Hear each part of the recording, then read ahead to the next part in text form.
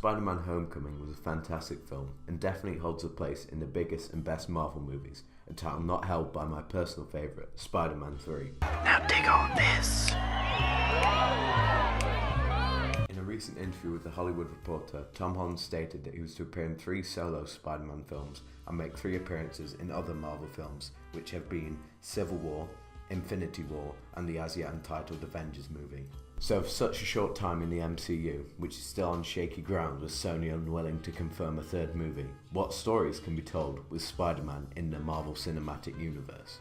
After acquiring rights for Spider-Man in 1999, and with the first Spider-Man movie released in 2002, 5 films and a reboot later, with neither series truly getting off the ground, Sony had to swallow their pride and hand the character over to Marvel to join their cinematic universe.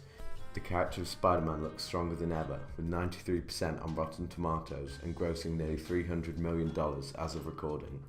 Many villains and Easter eggs were seen in Homecoming, with Kevin Feige stating that some may be returning in later films.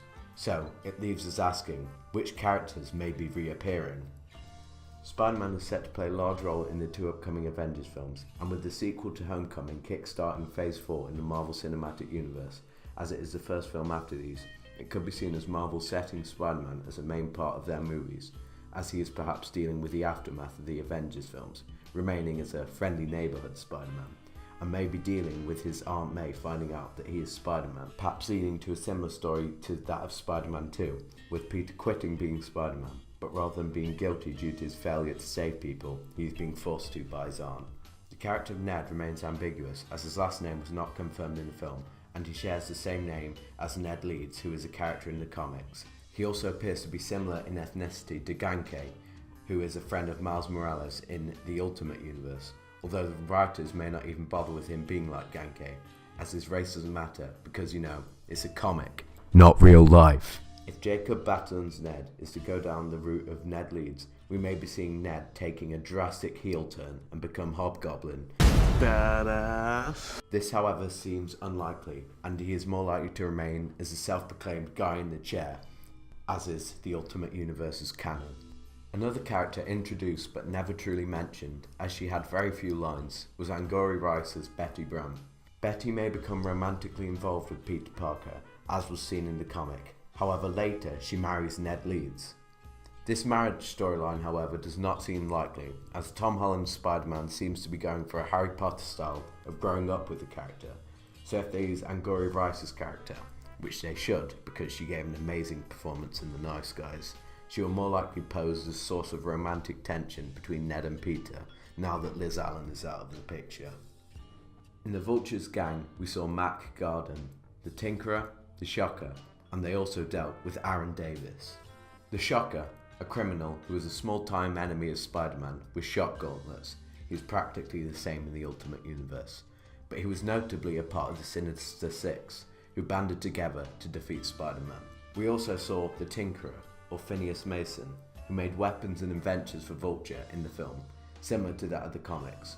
However, in the comics he is more of a freelancer, which we may see now that the Vulture is in prison.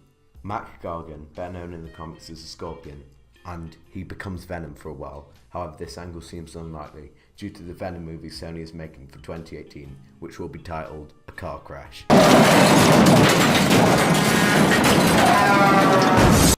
He's shown to be more of a small fry criminal in the films, similar to Scorpion, who was never truly a main nemesis of Spider-Man. The superpowered Scorpion angle seems less likely than the Ultimate Universe incarnation, where Mac Gargan is called Maximus Gargan. However, he is still known as the Scorpion, but this is more of a gang name, as he is a mob boss who worked with Aaron Davis, a character who, when introduced in the film, left a lot of fans, including me, very excited, as Aaron Davis, portrayed by Donald Glover, is a character in Marvel's Ultimate Universe. He is a criminal under the alias of Prowler, and is uncle to Miles Morales, who gets bitten by a radioactive spider thanks to good old Uncle Aaron, and becomes Spider-Man when Peter Parker dies. Now, Kevin Feige confirmed in a recent interview that Miles Morales is in the MCU, which is very exciting, as it could show that after Tom Holland's run as Spider-Man in the Marvel Cinematic Universe is over, Miles Morales may take over as Spider-Man. perhaps under a different name due to legal reasons, and remain a part of Marvel's universe rather than Sony's universe, as Sony does not have a claim to the name Miles Morales.